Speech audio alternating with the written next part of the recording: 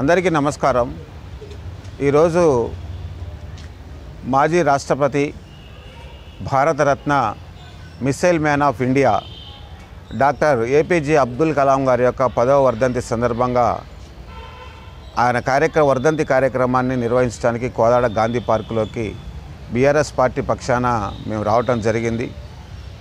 Doctor APJ Abdul Kalam గారు ఒక పేద కుటుంబంలో పుట్టినటువంటి బాలుడిగా పేపర్ బాయ్గా పనిచేస్తూ అనతి కాలంలోనే చదువు మీద ధ్యాస పెట్టుకొని ఉన్నత చదువులు చదివి మరి ఒకానొక సమయంలో చదువుకోవటానికి కూడా ఆర్థికంగా ఇబ్బందులు పడుతున్న సమయంలో ఆయన పేపర్ బాయ్గా ప్రతిరోజు ప్రతి ఇంటికి పేపర్ వేస్తూ వచ్చిన డబ్బులతోటి పుస్తకాలు కొనుక్కొని చదువుకొని అడుగడుగులు మరి విద్యనే ప్రాధాన్యతగా విద్యకే ప్రాధాన్యత।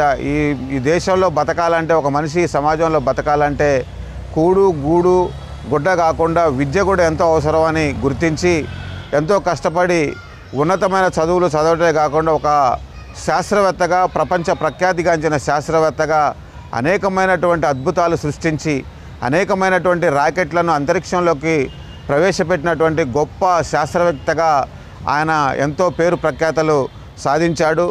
దాన్ని గుర్తించినటువంటి ఆనాటి రాజకీయ నాయకులు కానీ వివిధ పార్టీల వాళ్ళు కానీ ఏపీజే అబ్దుల్ కలాం గారికి ఉన్నతమైనటువంటి పదవి ఇవ్వాలనేటువంటి ఆకాంక్షతో అందరూ ఏకగ్రీవంగా ఏపీజే అబ్దుల్ కలాం గారిని రాష్ట్రపతిగా ఎన్నుకోవటం భారతదేశ ప్రజలందరూ కూడా దాన్ని ఆమోదయోగ్యంగా ఆమోదించటే కాకుండా హర్షాతిరేకాలు వ్యక్తం చేశారు। భారత రాష్ట్రపతిగా ఆయన చేసినటువంటి సేవలు గణనీయమైనవి। ఎంతో పేరు ప్రఖ్యాతలు ఉన్నటువంటి ఈ సువిశాల భారతదేశానికి మొట్టమొదటి భారతీయ పౌరుడిగా ఏపీజే అబ్దుల్ కలాం గారు ఉండటం ఆనాటి కాలంలో మనందరం ఎంతో సంతోషించదగ్గ విషయం। ఈరోజు ఆయన చేసినటువంటి సేవలను స్మరించుకుంటూ ఆయన చేసినటువంటి గొప్ప గొప్ప అద్భుతాలను మనం గుర్తు చేసుకుంటూ మరి 2015లో ఆయన ఒక అద్భుతమైనటువంటి కార్యక్రమంలో ప్రసంగిస్తూ ఉండగా స్టేజి మీదనే మరి కుప్పకూలి చనిపోవటం జరిగింది। ఆ రోజు యావత్ భారతదేశం అంతా కన్నీటి పర్యంతమైంది।